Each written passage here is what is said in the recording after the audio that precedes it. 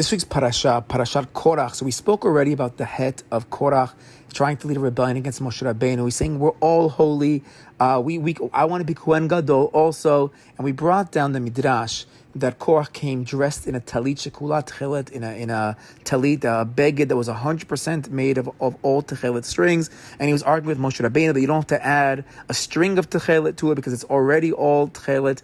Now, interesting, I saw that, there's another place where we have a fully Techelet clothing, and that's the Me'il of the Kohen Gadol. So if we understand that Korah is not rebelling against Moshe, but against Aharon, like some of the Midrashim seem to say, and maybe it's Zatan v'Aviram that are really against Moshe Rabbeinu, so he really wanted to be like the Kohen Gadol, and he wanted to wear like the Me'il, this full beged of 100% Techelet.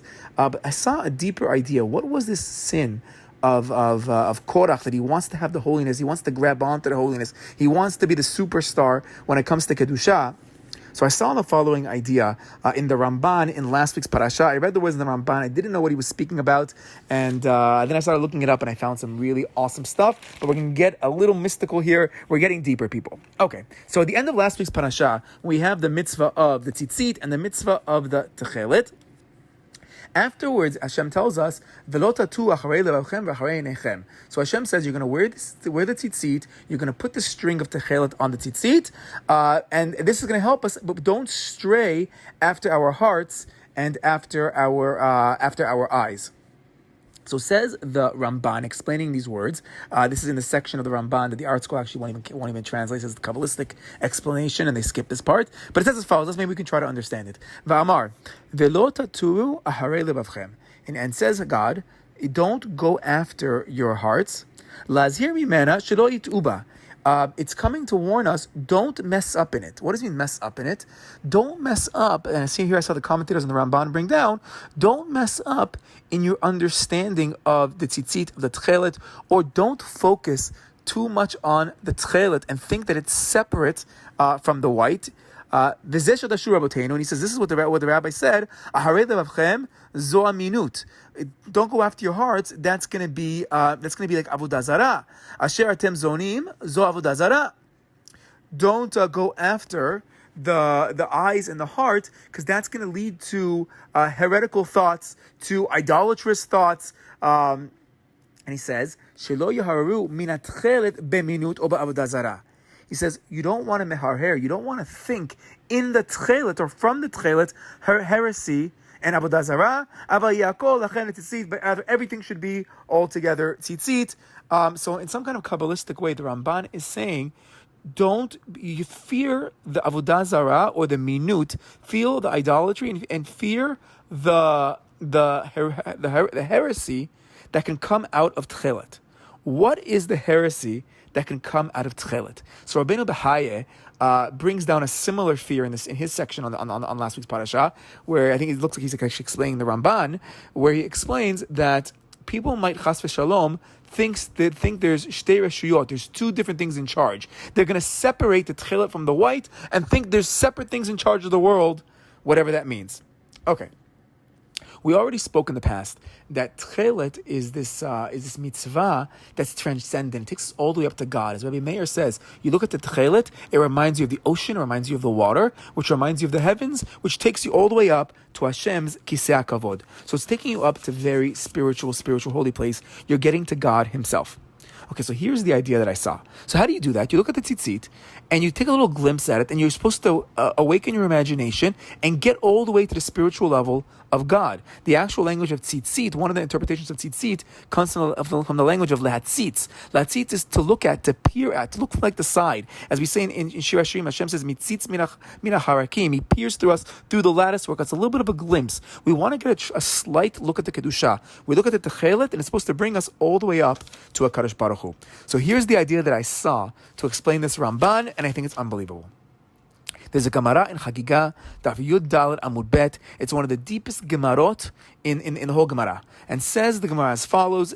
It's talking about Rabbi Akiva and three other big rabbis who wanted to go up to the Pardes. And says as follows, says the Gemara, Tanu Rabbanan, Arba'a nichnesu b'pardes. 4 rabbis went up to the Pardes. The Pardes is considered to be deep understandings of God. It's meditations of Hashem to try to get up to the spiritual higher realms of Hashem. Some of them very sure take it literally. Some take it more in the philosophical realm. But it's a way to try to get close to HaKadosh Baruch Hu.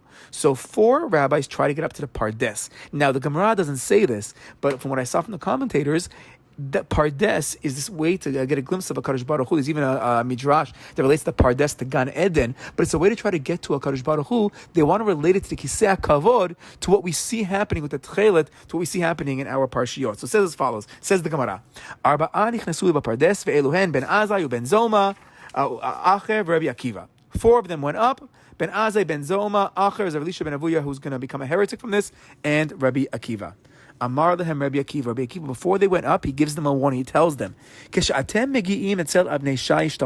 when you get up to the pure marble stones, you have the Avnei Shais, you have these marble stones. Again, this is now, we're getting, this Gemara is hinting on deep Kabbalistic ideas of the chambers of God, what's called the Hechalot of HaKadosh Baruch Hu, Hashem's holy chambers up above, and there's some kind of image of marble stones. Remember when we spoke last week's recording about the stone in the heaven with the sapphire, the Libnat HaSapir, so all of this is related to each other. He warns them, when you come close to the marble stone, Al Tomru, Mayim.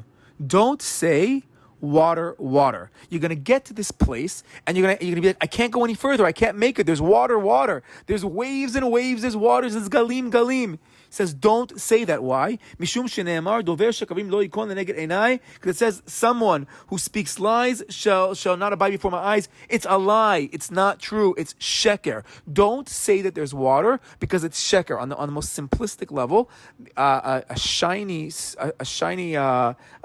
marble looks like, it's like it's glistening in the light. It looks like it's wet. You have yourself shiny marble. It looks like it's wet, but there's no water there. If you think you're touching water, if you think you're seeing water, you'll see it's not there. It's not really there. And on the simple level, the Gemara is saying, when you want to get close to HaKadosh Baruch Hu, and we're talking about Hashem and deep philosophical ideas, you can't take things literally. You think you understand something. You think you can grab onto something. You think there's water there. There's no water there. It's just an analogy. It's just a mashal. You're misunderstanding what's going on over here. And I saw other commentators relate this to the Chet of the Egel HaZahav. After they saw God at Mount Sinai and they got the glimpse of HaKadosh Baruch Hu and His Kisei HaKavod and all the great stuff that they saw over there, they wanted more. And that's when they built the Egel, because they wanted, no, the Egel is nothing. It's not real. It's not there at all. Says the Gemara. So the 4 go up there. Ben Azai hitzitz vamet. Ben Azai gave a little look. He glanced at it and he died. Now remember, look at the language hitzitz. Again, hitzitz. Ben Azai hitzitz, and he died. It was too much for him. He couldn't make it. And this they relate to Nadav and Avihu also. When they got close to HaKadosh Baruch Hu, they go up to the Shamayim. Ben Zoma hitzitz venivga. Ben Zoma looked at it and he became mentally unstable. He went crazy. Acher kitzetz benetiot. Acher, Elisha ben Avuya, is now called Acher. He's called now the other one. He looked at it and he was kotzetz benetiot. He became a heretic. And part of what the Gemara says later on is he saw this other image of an angel, of Metatron, and he thought it was God. He thought there was 2 reshuyot. He actually thought exactly what this Ramban and what the Rabbeinu Bachai says openly, that you misinterpret God. You think there's different gods. There's separation to God. There's not this whole oneness. He thinks that Techelet is different than the rest of the mitzvah of tzitzit. It's a reshut of its own. It's its own power. It's its own authority. He became a heretic. That's the Avodah. That's the Techelet of Avodah Zarah. That Techelet of Minut. That's the heretical Techelet that Ramban is warning us. You can mess up, or God is warning us. Hashem is warning us. Don't mess up with the Avodah Zarah of Techelet. And Rabbi Akiva ultimately, he knows what to do. He knows how to get into it. He knows how to understand it. He knows what's real, what's not, what's an analogy, and what's not. And he comes out okay. Now it's interesting. So we said the Techelet reminds us of the ocean, which is the water. We have the water, we have the heavens, we have the mayim of Rabbi Akiva, and we have this marble stone. And we all know the famous story of Rabbi Akiva, how he became observant again when he saw the water breaking through on the stone. So this concept of water and stone, I don't know what all of this means, but it relates back to our parasha. In last week's parasha, we spoke about the Techelet and the Ramban's warning based on Hashem. Don't mess up with the heresy of the Techelet, of thinking that you were able to reach this great heights that's not really there. It's all a fake. That's the sin of Korah in our parasha. He's putting on the Telit Kulot Techelet. He puts on a coat of 100% Techelet, thinking he's the biggest kadosh. He's got it all. He has all the spirituality. Says Rabbi Akiva, it's nothing. It's all sheker. There's nothing there. You're holding on to nothing.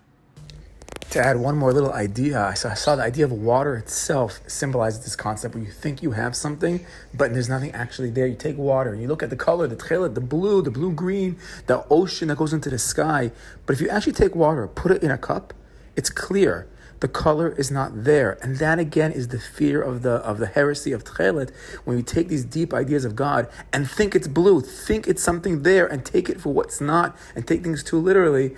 And the idea of Hashem is we should be able to learn. We should be able to learn deep ideas, mystical ideas, but do it in a way where we're careful to not go too far, but to still get uplifted and spiritual and take us all the way to the heavens. Shabbat Shalom.